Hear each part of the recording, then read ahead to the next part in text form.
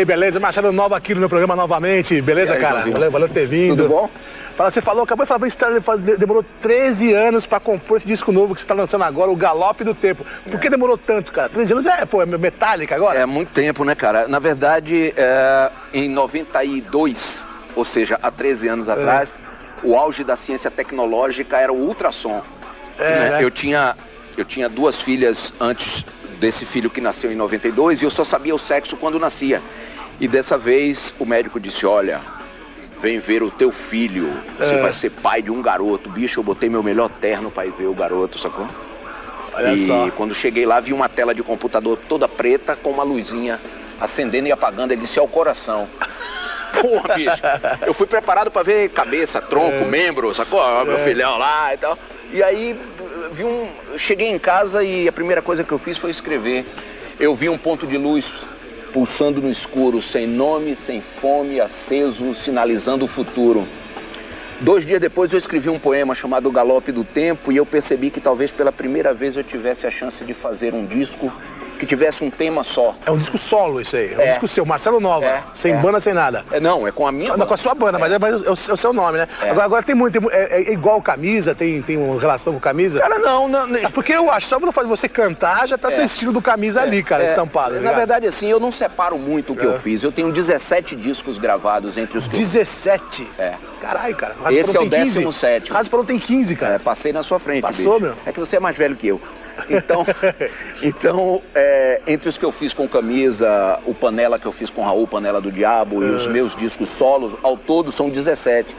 Então, acaba tendo uma certa similaridade, porque o que eu faço é rock and roll, quer dizer, não tem trance, nem funk, nem reggae, entendeu? Agora, do ponto de vista da composição, esse talvez seja um disco um tanto quanto diferenciado, porque todas as 16 canções, todas têm como tema central o tempo e suas implicações, fragmentos de memória, decepções, arrependimentos, agora, desejos. Assim, a gente falar em tempo, cara, você faz parte da volta dos discos que não foram, você não foi. Agora tem muita gente que volta do limbo pra ganhar uma graninha, cara. Não é? Sabe, essa história de anos 80 é mais ou menos assim, né, cara? Você não vai trazer de volta a adolescência de ninguém. Isso diz respeito a quem está tocando e diz respeito a quem está assistindo. Quer dizer, o cara fica em casa, não faz mais nada, não vai mais para canto nenhum, entendeu? Na maioria das vezes tem uma relação dentro de casa que, sabe, não funciona. E o cara fica ali e começa a dizer, porra, como era bom aquela época, aquele período, né? Eu vivia tanto, eu saía tanto, eu curtia tanto, eu trepava tanto. me drogava tanto. Me drogava tanto. Então, não é o passado que era bom. O presente dessa gente é que não está funcionando. Então, essa ideia de voltar... Mas você acha que é isso mesmo? É isso mesmo? Eu tenho a impressão. Artisticamente, eu acho isso um suicídio, cara. Você vive... Por exemplo, você lembra da Jovem Guarda, o que a imprensa fez durante 45 anos com o Erasmo, Vanderleia, Renato e seus Blue Caps? Cara, eu acho super deprimente você ligar uma Hebe hoje em dia, eles estão ali chorando as pitangas. Não, e não é, cara, porque tem... Quer dizer, artisticamente você tem que se manter vivo, você tem que se manter criativo. Ou então, faz exatamente isso.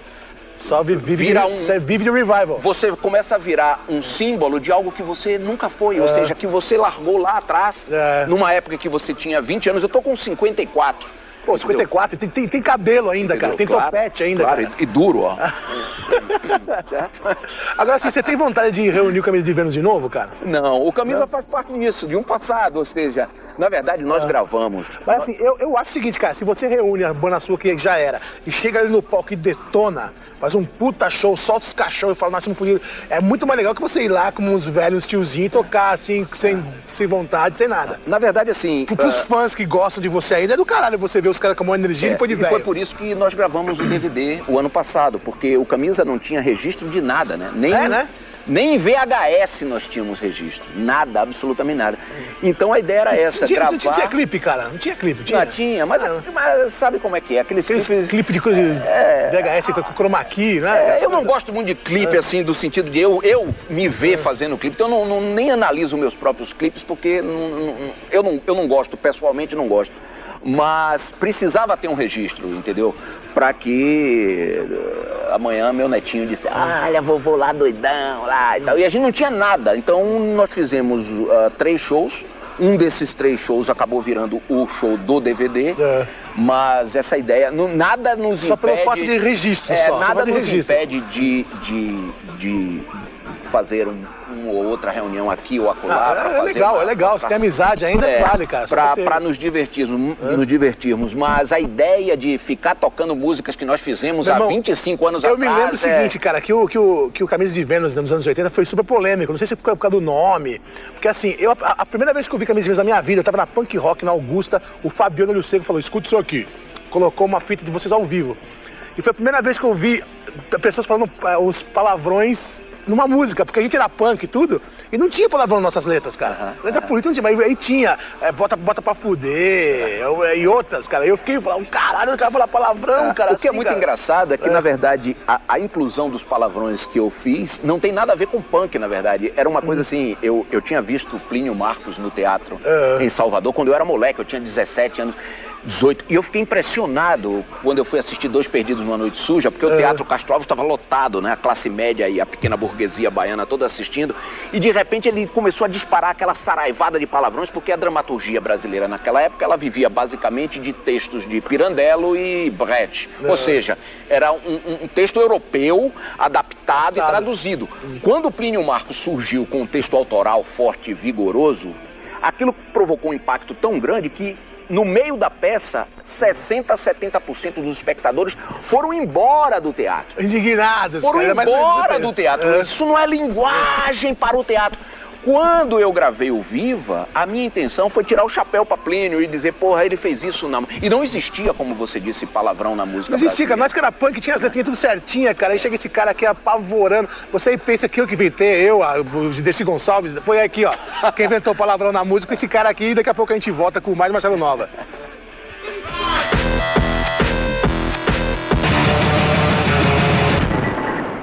É isso aí, agora eu vou de volta aqui com o Marcelo Nova. Marcelo Nova, essa frase sua, eu sou baiano, mas não sou caetano, cara. Onde você mirou pra atingir isso aí, cara? Não, surgiu, né? Porque, surgiu, não foi nada muito pensado, não. E quando eu falei, eu não imaginei que fosse criar tanta... Porque... Avá. Não, sério, e o Caetano eu gosto dessas coisas de repente, sabe? Nego cruza a bola, eu entro de primeira e mando o pé, que geralmente vai no ângulo. Eu sou bom nesses negócios, entendeu? Então foi só isso, na verdade. Mas o Caetano não veio te dar uma satisfação com você, não? Disso não, aí? Nunca? Não. Comigo ele veio, quando eu falei pra ele que tinha que morrer, meu, ele ficou puto, cara. Falou pra ele o quê? Eu falei que tinha que mandar matar ele. Mas não querendo que ele morresse, que Deus me livre que o Caetano morra, cara. Mas eu falei que pra mim, que eu tô cagando, é simbólico, tá ligado? Tô cagando pra música que ele faz, pra MPB. Eu falei isso, cara, ele ficou super ofendido. É como o pessoal do axé. E você como baiano, você é baiano. As pessoas na Bahia, o pessoal do axé, que eu odeio o axé. Eu não odeio o axé, eu apenas o desprezo. Entendeu? Não tenho ódio. Eu ignoro, eu também não odeio, não. Ódio, eu apenas desprezo. Não vou pra odiar. Eu gosto de rock, velho. Vai ter de axé, cara. Odiar axé. É muito pouco pra se odiar, entendeu? Então, mas na verdade...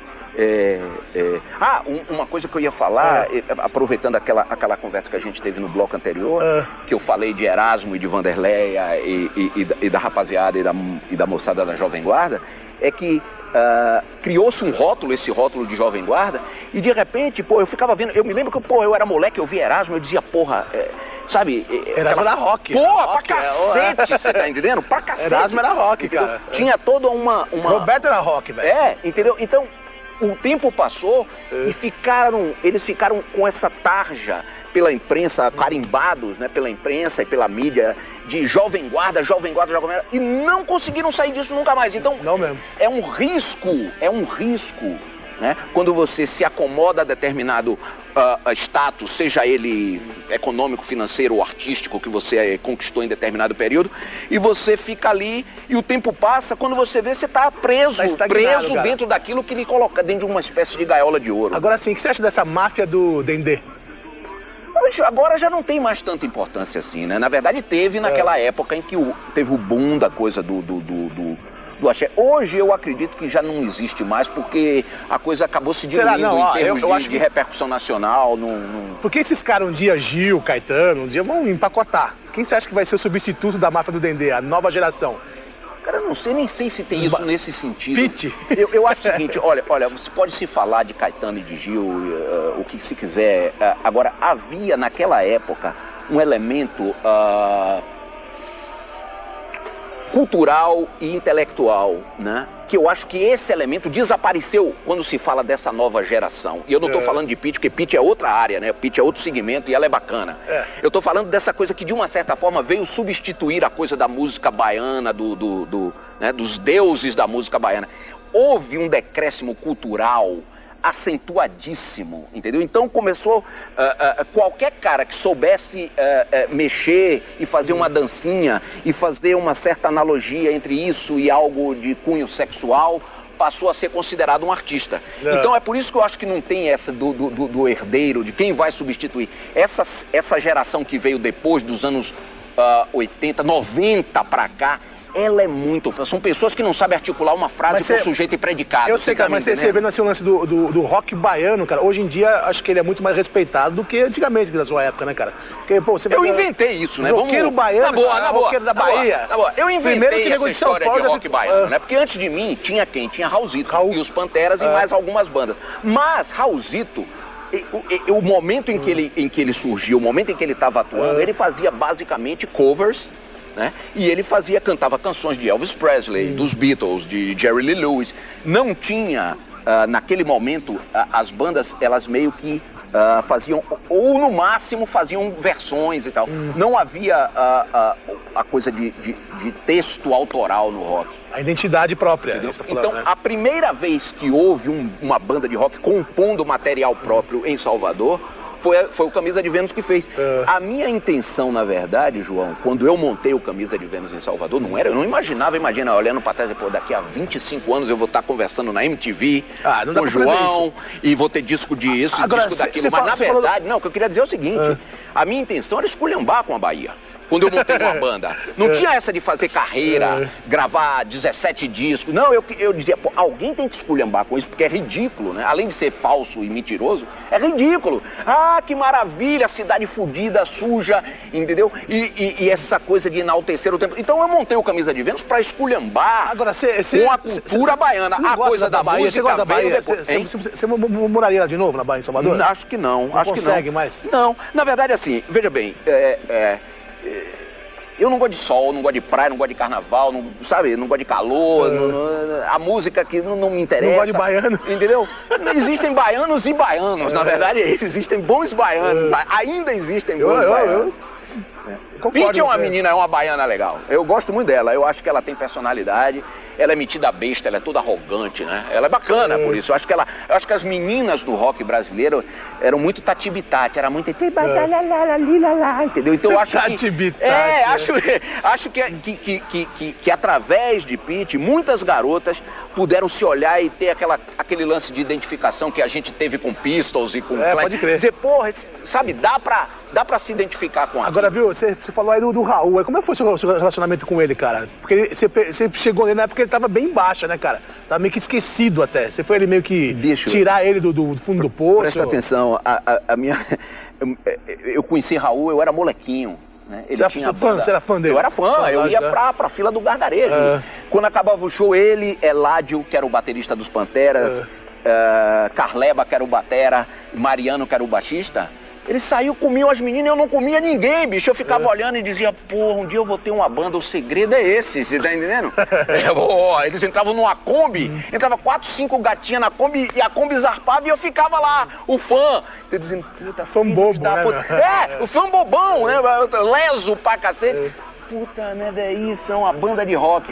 Agora, você não consegue imaginar que depois de tantos e tantos anos, eu tava tocando no Circo Voador, ainda com Camisa, e Jussá, que é a pessoa que cuidava e cuida até hoje, né, do circo, ela disse, Marcelo, olha, Raul tá vindo aí e ele vai assistir teu show. Eu digo, você tá mentindo, porque, pô, diferentemente da ideia que se faz hoje de Raul, né? Raul, toca Raul é o maluquinho, beleza. Raul era um cara muito escroto, no bom sentido, naturalmente. Ele falava o que ele pensava, entendeu? Ele não tava nem aí, ele não tava nem aí pras reações que podia provocar. E ele falava mal de todo mundo do rock brasileiro. Eu me lembro de frases demolidoras dele a respeito de banda. No próximo bloco você vai citar uma das frases de Raul pra esculhambar o rock nacional da época. Daqui a pouco a gente volta.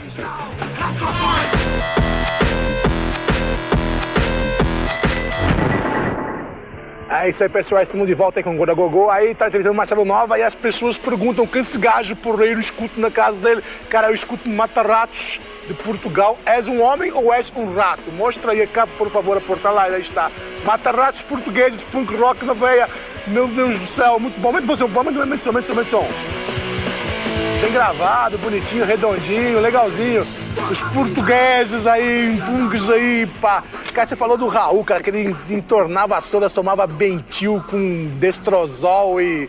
Cara, e aí as frases do Raul que você falou que ia falar, cara? Ah, eu não falei que ia falar, eu apenas disse que ele tinha frases demolidoras. Mas você ia lembrar, meu, eu não lembro de uma frase. Não, ele não se conformava, ele achava que era tudo muito infantil demais, entendeu? Essa geração dos anos 80, a minha geração. Por isso, daí a minha surpresa, quando ele realmente foi no show do Circo Voador. Ele acabou aparecendo... Eu sei, mas essa época que você ficou amigo dele, que você falou que andou com ele 4 anos antes de compor qualquer coisa, antes de fazer alguma coisa, assim, ele tava assim, bem baixo, né, cara? Assim, tipo, quase não aparecia, cara.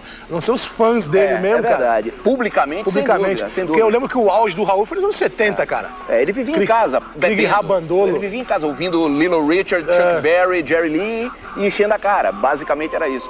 E aí nós saíamos, era muito divertido. E era isso, ele ia na minha casa, eu na dele, mas nós só fomos começar a compor.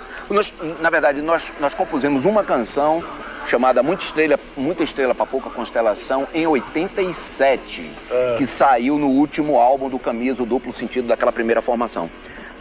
Depois, só em 82, só 2 anos depois é que nós fomos levar a sério essa história de compor e fazer o material do Panela do Diabo. Aquela filha dele lá, que hoje em dia era DJ de trance, sei lá, aquela DJ lá, falou que os fãs do Raul são uns chatos, cara. E parece que ela sofreu até uma represália por causa disso, cara. Ele ficou xingando ela. O que você acha disso, cara? Ué, a Vivi é um doce de garota, né? Então, fãs chatos existem, não só de Raul, existe fã chato, então existem fãs bacanas. Um fã é um chato. Um fã... Porque você veja bem, o cara chega pra você e fala na rua, porra, João, porra, bicho, porra, gosto do teu trabalho, você se importaria de assinar isso aqui pra mim? Normal. Lógico. Beleza. Aí o cara chega pra você, aê, maluco, como é que é? Vai tomar no... Entendeu? É o que mais tem, são os fãs sem noção, cara. Sem noção. Mas se você chegar pra filha do cara, não sei o quê. Agora, e a Penélope, cara? O que você acha dela no ponto P, cara? Você já... eu acho que ela se diverte muito. Você assiste o ponto P? Já assisti. Eu assisto mais o outro, como chama, o Pulso. O Pulso. Que ela faz com o Léo. Mas já assisti o ponto P algumas vezes. Ela se diverte muito, ela é muito cara de pau, né? Demais, cara. Você fica com vergonha dela às vezes ou não? Não. Uma coisa assim... Você que ensinou essas coisas pra ela, só uma parte. As outras ela aprendeu sozinha. Uma coisa assim, com todos os meus filhos, tanto com ela como com Felícia e o Drake, que agora tá com 13 anos. 13 anos? Tá na fase crítica, na punheta já. Né? Tá começando a se interessar pelo sexo oposto, entendeu? Drake, não se preocupe que eu não vou entregar quem é que você tá assim, não. Pode ficar tranquilo, velho. Agora esse nome dele, Drake, assim, cara, sempre da onde, desse nome? Sempre. Nós nunca tivemos, eu nunca alimentei tabu dentro da minha casa, de não poder falar sobre droga, não pode falar sobre sexo, não pode falar sobre o que se quiser. Muito pelo contrário, eu acho que talvez isso se reflita no trabalho dela ter essa espontaneidade pra falar as coisas do jeito que ela é. Mas ela é muito cara de pau, né? Demais, cara. Ela tá forte, meu. Você viu os músculos dela? Tá virando, chama ela de Conan. Eu só quero saber, só tô esperando ela pousar na Playboy, porque aí eu vou assinar o contrato que eu quero 20% de agenciamento.